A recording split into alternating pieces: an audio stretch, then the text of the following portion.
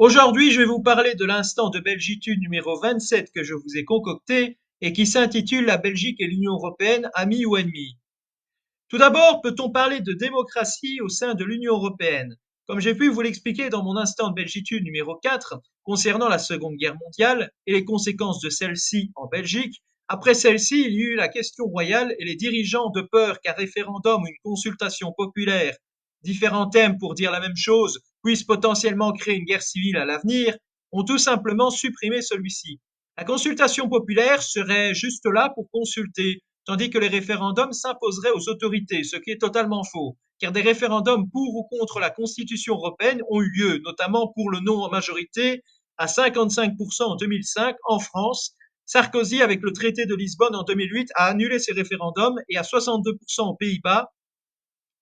Et Jean-Claude Juncker avait annoncé que ces référendums, je cite, ne devaient pas entraver la poursuite du processus constitutionnel. Bref, c'est un gros doigt d'honneur à la démocratie. Deux États qui ont créé la CECA, puis la CEE, et puis finalement l'UE. Et ces référendums, les dirigeants ne les ont pas pris en compte. Bref, l'Union européenne est une mafia.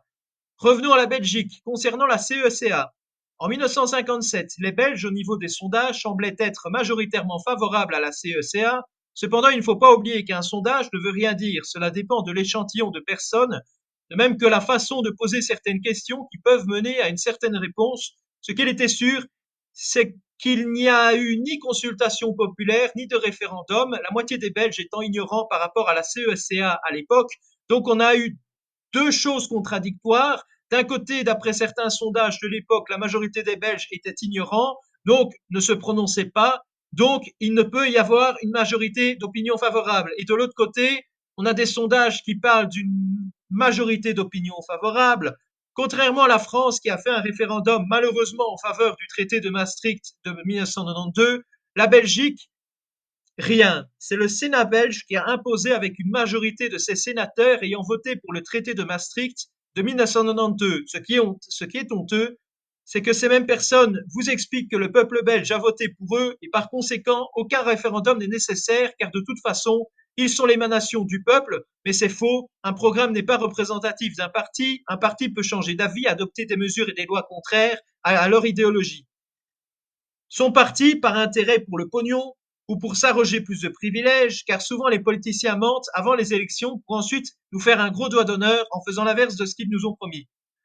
Le quartier européen est affreux. Avant, on faisait place au quartier Léopold et tout a été détruit à cause de la bruxellisation. Si vous voulez en savoir plus à ce sujet, je vous invite à voir mon instant de végétude intitulé Bruxelles, ma poubelle ou le récit d'une chute. La bruxellisation qui est apparue au même moment que les institutions européennes ont déporté les habitants qui vivaient dans ce qu'est aujourd'hui le quartier européen Manu Militari, leur donnant une compensation financière tellement ridicule que ces gens ont dû trouver de nouveaux logements avec seulement ça. Ce qui est ridicule par rapport à ce qu'ils auraient pu gagner au niveau monétaire s'ils avaient vendu leurs habitations de façon normale. Bref, aujourd'hui les bâtiments du quartier européen sont ternes, vides, sans identité, froids, bref, une extrême bureaucratie. Bâtis sur des quartiers typiques de Bruxelles, détruits de nouveau sans avoir demandé aux principaux concernés leur avis, alors que leur quartier européen, ils auraient pu le foutre en dehors de Bruxelles, dans un endroit où il n'y a ni habitation ni vie, un terrain vague, mais ces bureaucrates ont décidé sadiquement d'emmerder de pauvres gens. En plus, si c'était déjà pas assez horrible, les loyers ont beaucoup augmenté à cause de la bruxellisation et de l'implantation des institutions européennes. Je ne l'avais pas mentionné dans mon ancien instant de belgitude sur Bruxelles, mais le quartier nord de Bruxelles avait été détruit pour faire place à des bureaux pour notamment implanter le siège de grandes entreprises internationales. La bruxellisation ayant détruit aussi beaucoup de maisons de maîtres, vous l'aurez compris, des corporations de métiers.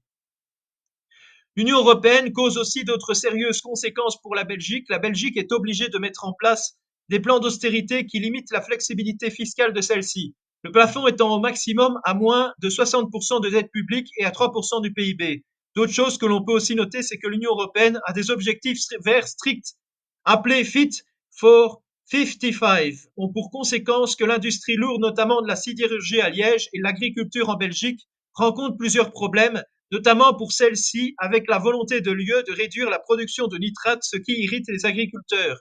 L'UE crée aussi ce qui s'appelle le dumping social et fiscal, ce qui a pour conséquence que les pays avec des bas salaires comme l'Europe de l'Est attirent les entreprises belges.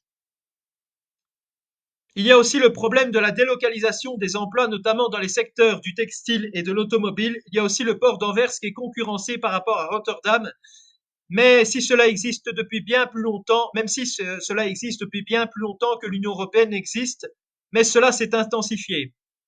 La Belgique, dans tout ce bordel qu'est l'Union européenne, doit non seulement gérer les traductions dans les 24 langues reconnues dans l'Union européenne, mais en plus, si cela ne suffisait pas, qu'au sein de la Belgique, comme j'ai pu vous l'expliquer précédemment dans mon instant de belgitude sur pourquoi la Flandre de droite et la Wallonie de gauche et Bruxelles aussi au passage, il y a des intérêts contradictoires, notamment en matière d'immigration. L'Union européenne est vent debout contre la Russie, ce qui a pour effet que cela pénalise la Belgique, notamment au niveau du secteur énergétique. Cependant, certains partis au sein de la Belgique sont eurosceptiques, comme le Vlaams Belang et le PTB. La Belgique a comme problème aussi que concernant le problème migratoire, que celui-ci surcharge les centres d'accueil belges, ce qui entraîne un coût élevé sans un contrôle frontalier total. Ce qui est terrible, c'est que près de 71% des Belges y sont favorables, en tout cas en décembre 2023, mais critiquent l'asile, tandis que 20% sont défavorables et 9% de gens neutres. Près de 86% des Belges seraient favorables à l'Union européenne, 71% à une politique migratoire commune, 44% étant préoccupés par rapport à l'inflation. Les Belges sont majoritairement favorables à l'intégration européenne en décembre 2023, en tout cas étaient à cette époque-là. Aujourd'hui, il faudrait voir les sondages, mais je n'ai pas su en trouver récemment des sondages. 60% des Belges s'intéressent aux élections européennes, notamment pour l'économie et le climat majoritairement, notamment en avril 2024, ce qui est très grave. Si la priorité des Belges, c'est l'économie et le climat, je ne sais même pas si l'identité est dans le top 3 des priorités des Belges, ce qui est très grave. Bref, c'est un triste constat, mais que Dieu vous bénisse et qu'il vous garde. À très bientôt pour une prochaine vidéo.